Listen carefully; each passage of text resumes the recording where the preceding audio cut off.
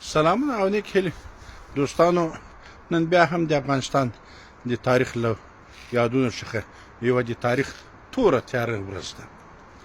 لندن څخه پوره شپږ څلوېښت کاله مخکې د 1950 کال د جدي په تور ماښام باندې د شوروي اتحاد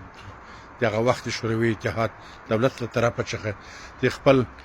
ګاونډي جنوبي ګاونډي هیواد په سرحداتو باندې د ټولو بین المللي موازینو خلاف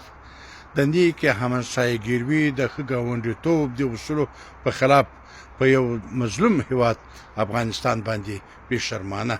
تیری کوي. دلته د افغانستان د وخت جمهور رئیس خپل کور کې خپل ماشومانو سره وژني، د وخت د حکومت وزیران باندې خانې تاچوي او خپل ګوډاګی نظام د ببرک کارمل تر مشرۍ لاندې په افغانستان باندې حاکموي. له هغې ورځې څخه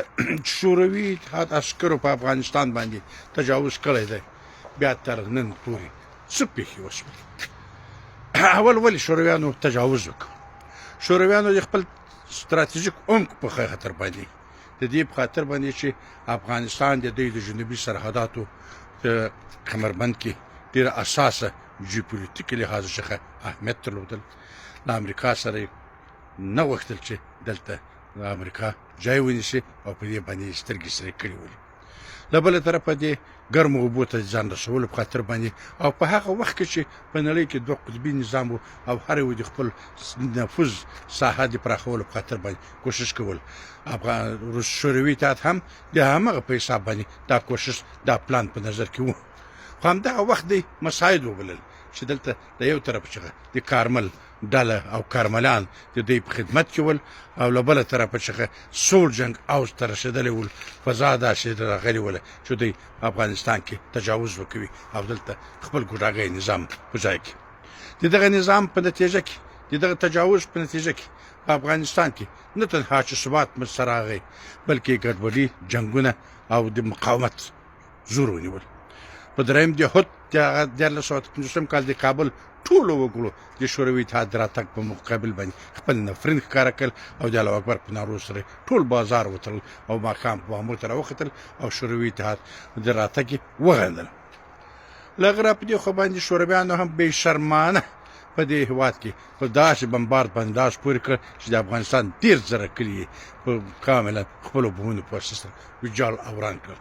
پایلې دا شولې چې د نړۍ بنسټپاله قوتونه ټول راغلل د افغانستان په سرحداتو کې د ډیورنډ د لیکې هاخوا ته ځای په ځای شول.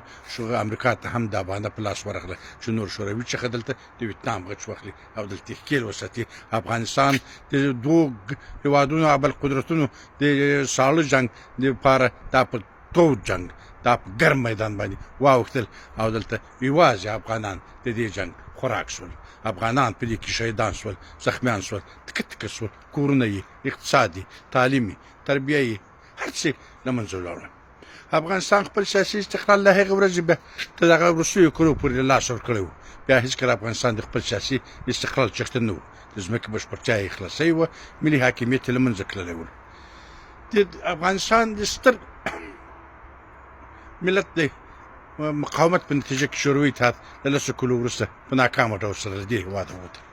د شوروي اتحاد په راتګ کې هغه لیږه کې هغه کارملي ډله شوله هغه بیا وروسته د شورای نظار په وجود کې راڅرګنده شوله او د شورای نظار په وجود کې د امریکایانو راتګ ته ښه راغلاست شول. د امریکایانو راتګ همدارنګه لکه د روسانو راتګ د افغانستان په خاوره باندې بدون د کوم دلیل څخه بدون د کوم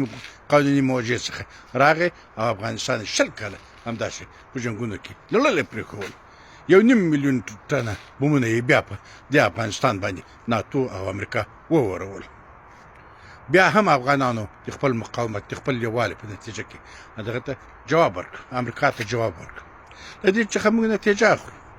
چې پردي هېوادونه هېڅکله کوم هېواد ته خوشبختي نه راوړي، چې پردیو په لاس باندې جوړ شوي حکومتونه هېڅکله په هېواد کې پایښت نه مومي. خارجي هېوادونو تیری په هېوادونو باندې اوږدمهاله پروبلمونه ایجادوي او ملي یووالی د یو وطن د خلکو د ولسونو ترمنځ وحدت او ټینګښت او ټینګه اراده د هېواد ازادي تضمینوي. موږ په دې باور لرو چې که چېرته د یو هېواد ولسونه په خپل منځ کې سره متحد وي